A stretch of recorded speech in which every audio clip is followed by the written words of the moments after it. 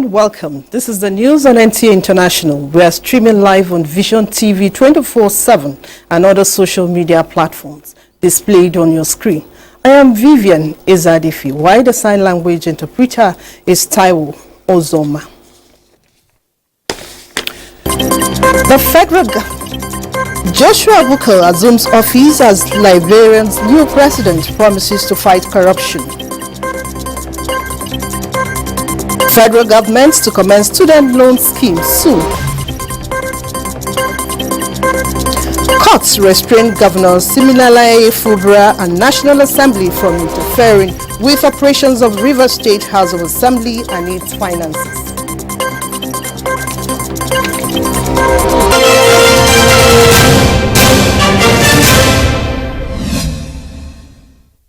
Now the news in full.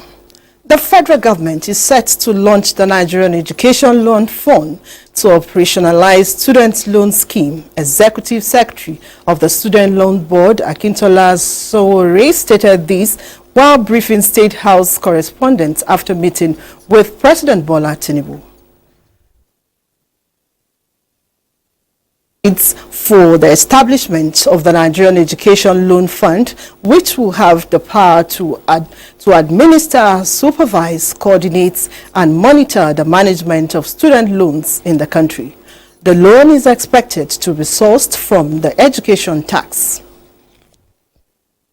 At the center of all of this act, effectively, the intention behind it is to ensure that the reason for not being able to go on and further your education at the tertiary level is not for the lack of finance. This act, this law seeks to bridge the gap between desire to study and capacity to go further. It seeks to bridge that gap if the gap is one that is created by lack of finance, lack of funding. This intervention will affect the lives of many Nigerian youth, because that's usually the bracket that want to further their education. It will impact the lives of many Nigerian families, because the onus to pay for education tends to fall on parents or on families. Well, this act is going to enable us to intervene and support families, particularly those at the needy end. Is a way of being accountable to the taxpayer, because the essence of education tax is to consolidate and restore education integrity and quality in Nigeria. And in fulfilling that part of the heart, so that is why Education Tax Fund is one of the sources of funding, by God's grace, that we use actually to prepare and execute this laudable program. Intervention is required to impact on the lives of Nigerians who are willing to study but cannot afford education. Based on the provisions of the legislation, the fund is expected to receive and screen applications for student loans. Nigerians in diaspora have been assured of getting their national identity number in a timely and stressless manner through its self-service applications. The Director General, National Identity Management Commission, Abisoye Koka Odusoti, disclosed this during a strategic meeting between her commission and Nigerians in Diaspora Commission in Abuja. Koka Odusoti noted that the self-service application, which will be launched in February this year, will be done in a contactless and seamless fashion. To this end, a diaspora focal point desk will be set up in NIMSI office to resolve issues within 24 hours. The chairman of NIDCAM, Abike Dabire Erewa, while receiving NIMSI delegation, thanked the team for the innovation. Joseph Boakai has been sworn in as Liberia's new president after his election victory over former football star George Weah, with the challenge of tackling poverty and corruption. The 79-year-old narrowly beat former Ballon d'Or winner Weah in November's runoff poll, with 50.64% of the votes to 49.36%. Comfort reports. Joseph Newman Boycott Sr., to the best of my ability. So help me God. There was celebration in Liberia's capital, Monrovia, as Joseph Boakai was sworn in as the country's new president after narrowly defeating incumbent George Weah in November's run-off votes. Boakai said in his inaugural address that elections are now over and partisans must give way to the forward march of Liberia. The tenacity shown by Liberians to protect their votes sends a message that they cannot do business as usual. The new president added that he came to rekindle the hopes of his people, saying that dignity in public service and respect for the rule of law must be restored. Where I was present along with foreign dignitaries, including Ghana's President Nana Akufo-Addo and U.S. Ambassador to the UN, Linda Thomas-Greenfield. Joseph Boakai, who's 79 and a former vice president, faces perennial tax of fighting poverty and corruption. The country is still scared by the civil war that ended 20 years ago and by the 2014 Ebola outbreak. Although the new president Boakai could not reach the end of his inauguration speech as he appeared to almost pass out and had to be held up at a ceremony in the capital Monrovia. He had already been speaking for around 30 minutes when it became clear that he was having difficulty talking. Boakai was surrounded by his aides and members of the Executive Protection Service and escorted from the ceremony at the Capitol building, which is the seat of the legislature. The event was then adjourned prematurely. The 79-year-old was sworn in as Liberia's oldest president, and there had been rumors about his poor health. Comforts, Fashion, NTA News. U.S. Secretary of State Antony Blinken has arrived Cape Verde for a week-long tour of Africa's West Coast as he seeks to bolster U.S.-friendly democracies with security deteriorating in the Sahel. Olifield, the top U.S. diplomat for Africa, says Blinken will look to assist countries on all fronts to strengthen their societies as well as to prevent the expansion of the terrorist threat in the Sahel region. The report. With the U.S. drawing attention to the Middle East and Ukraine, and President Joe Biden failing to live up to a promise to visit the continent in 2023, Blinken has sought to show a softer side of the United States on the trip. This is going to be the top U.S. diplomat's first trip to sub-Saharan Africa in 10 months as he takes a break from a time-consuming focus on Israel-Hamas war. Biden administration last year announced a 10-year plan to encourage stability and prevent conflict in Benin, Ghana, Guinea, Ivory Coast, and Togo. This plan calls for U.S. assistance to focus on encouraging social cohesion and government responsiveness in an explicit departure from what it called an overly securitized approach in the Sahel. The top U.S. diplomat has begun his fourth-nation tour in Africa, arriving in Cape Verde, a Portuguese-speaking archipelago in the Atlantic of some 500,000 people, which has long won U.S. praise for its democratic credentials. The United States is committed to deepening, to strengthening, to broadening our partnerships across Africa, partnerships that benefit Africans and Americans alike.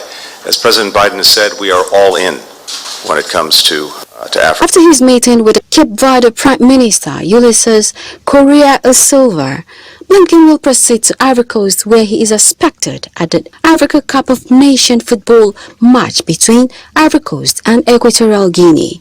U.S. State Department spokesperson Matthew Miller said ahead of the trip that Blinken will emphasize U.S. infrastructure investment in Africa as a way to boost two-way trade, create jobs at home and on the continent, and help Africa compete in the global marketplace. However, it should also be noted that that, Blinken's visit to Africa comes just days after the Chinese Foreign Minister Wang Yi's visit to Ivory Coast, which Washington sees as its top long-term rival and has ramped up influence in Africa over the past 2 decades. Blinken's trip also includes stops in Ivory Coast, Nigeria, and Angola. Comforts, Fashion, NTA News. Florida Governor Ron DeSantis has dropped out of the 2024 presidential race and endorsed Donald Trump. He quit ahead of the Republican primary election in New Hampshire, where he was pulling in the single digits. Comfort Fashion again tells us more. Today, suspending my campaign. I'm proud to have delivered on 100% of my promises, and I will not stop now. Governor Ron DeSantis was once seen as the most formidable contender to Donald Trump in the Republican presidential primary. But on Sunday, he suspended his campaign and endorsed the former president, Donald Trump.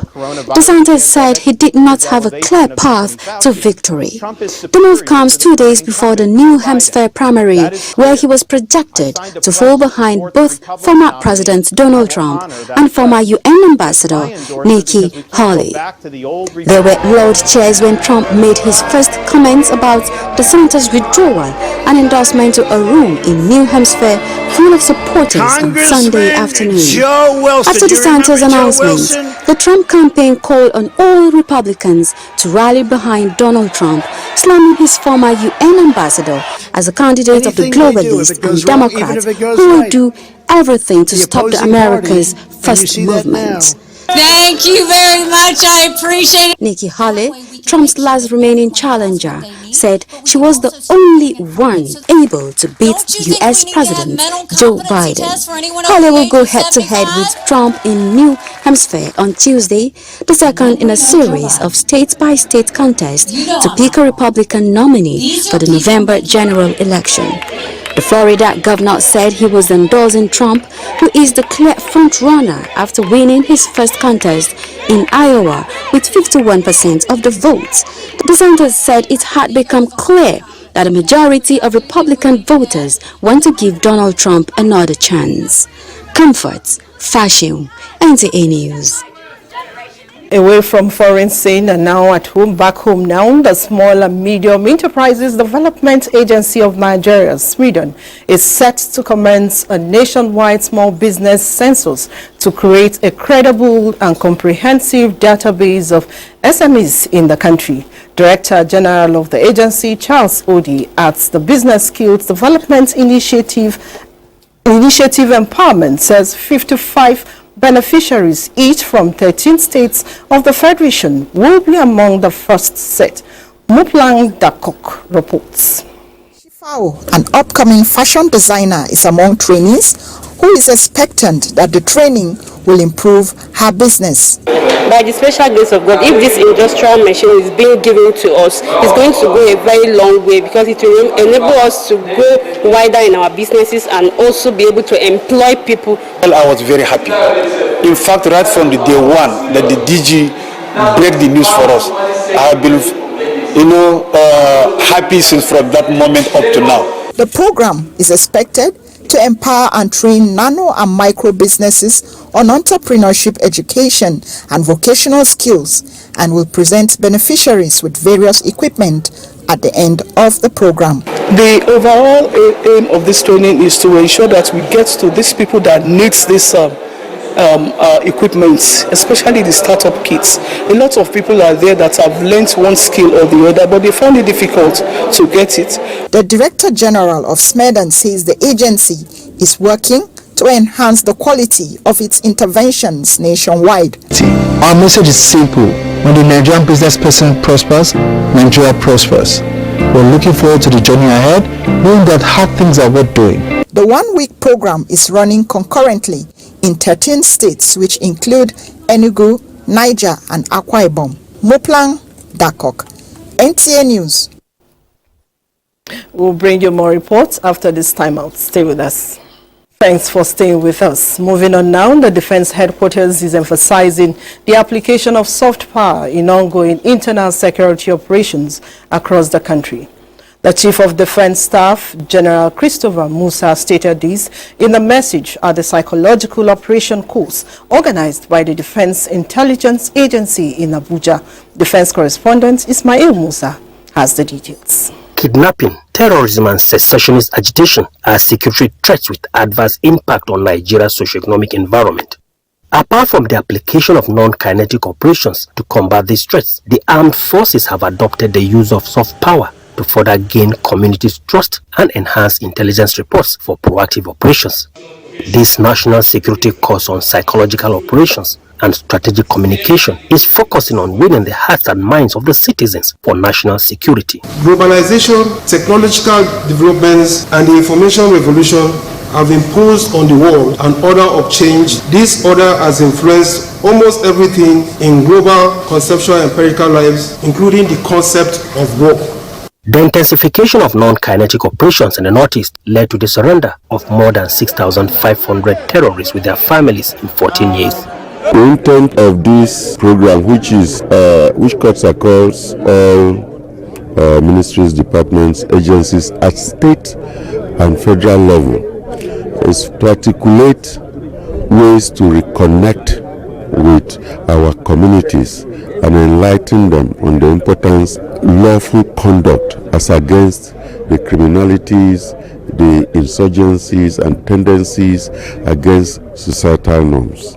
The Defense Intelligence Agency is emphasizing holistic approach to address insecurity in the country.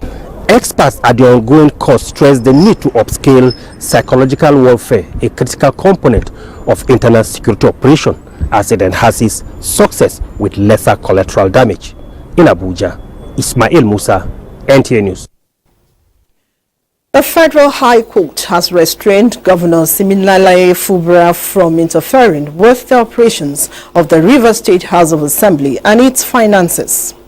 Justice Jim Omotosho gave the verdicts in a suit filed by the ex-wife Speaker of the State Assembly, Martin Amehule. Olabode Arewa of our Judiciary Desk reports.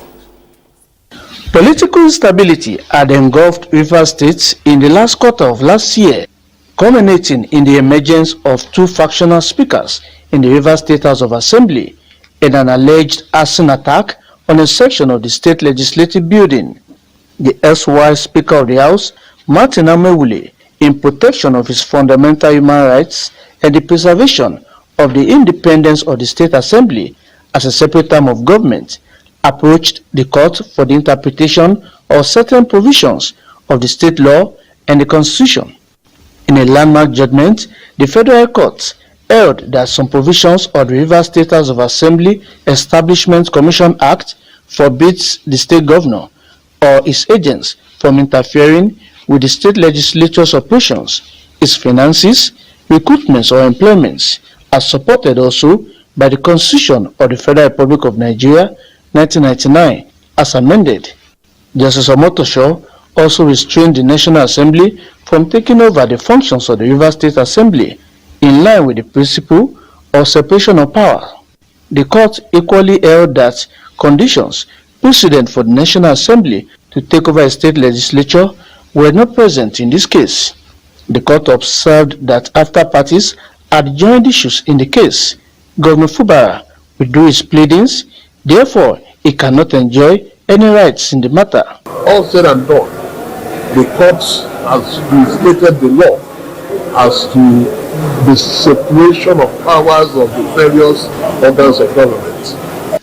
During the period of the crisis in Rivers State, the Martin Amehule faction defected to the APC, prompting a faction led by Edison Heye to take over the activities of the assembly.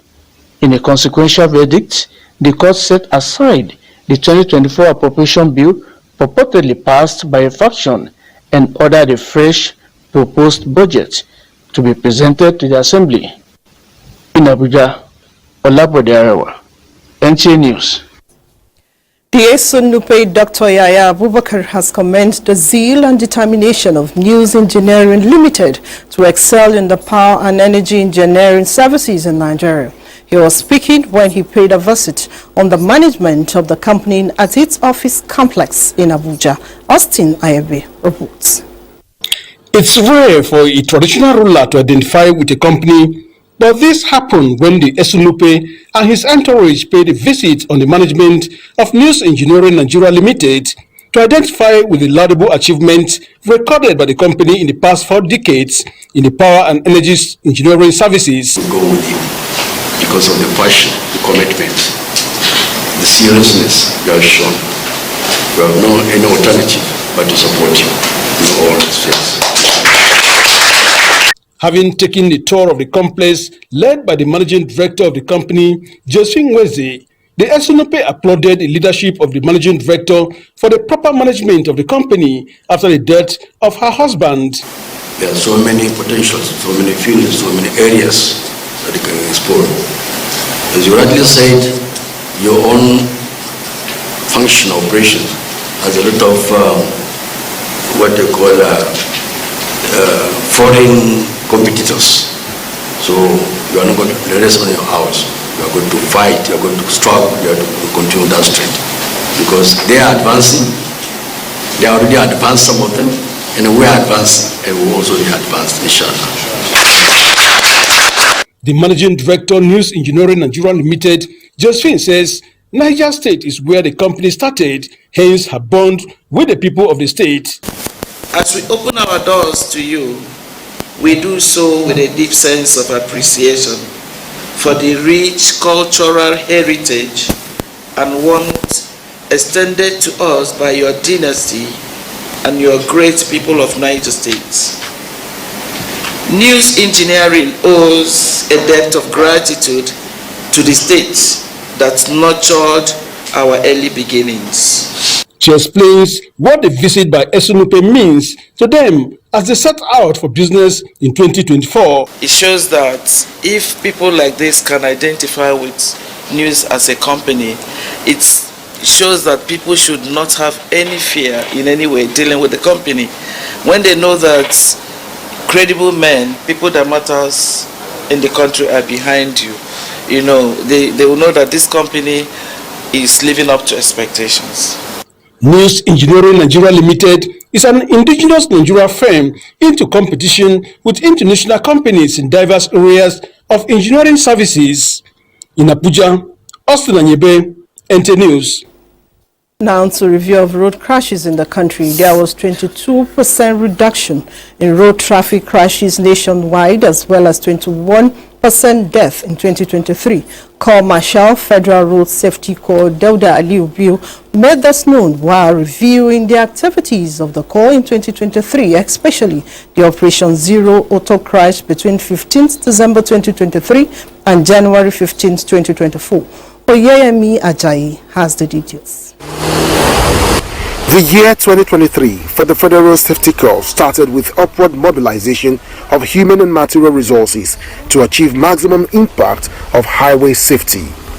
Between January and December 2023, 10,617 road traffic crashes were recorded nationwide.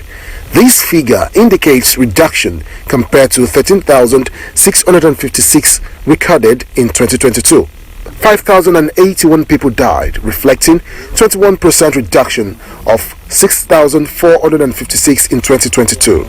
That we have designed a policy which we have sent to federal government to approve the compulsory installation. It should not be a matter of policy that speed limiting devices must be installed in all vehicles that need to have speed limiting device. So it's coming out as a policy. Vehicles from factory must be fitted. Vehicles being imported must also be fitted with those speed limiting devices. For 2024, further reduction of crashes is the main target of the Corps, with enhancement of performance of already established task force on overloading of heavy-duty vehicles to curtail fatalities that come with their recklessness. The Corps Marshal is also unequivocal about assault and knockdowns of officers on duty. The avoidance of doubt, the Corps is ever ready to ensure that all those who are involved in the knockdown will not escape the wrath of the law, because the Corps is not willing to strike anyone caught in the act of knocking down personnel who are carrying out their legitimate duties in service to the fatherland. There was equally the reduction of fatalities recorded from December 15, 2023 to the 15th of January 2024 when compared to the previous one. Oyeyemi Ajayi, NTA News. Before we go, a quick look at Tuesday weather prospects in Nigeria and other parts of the world.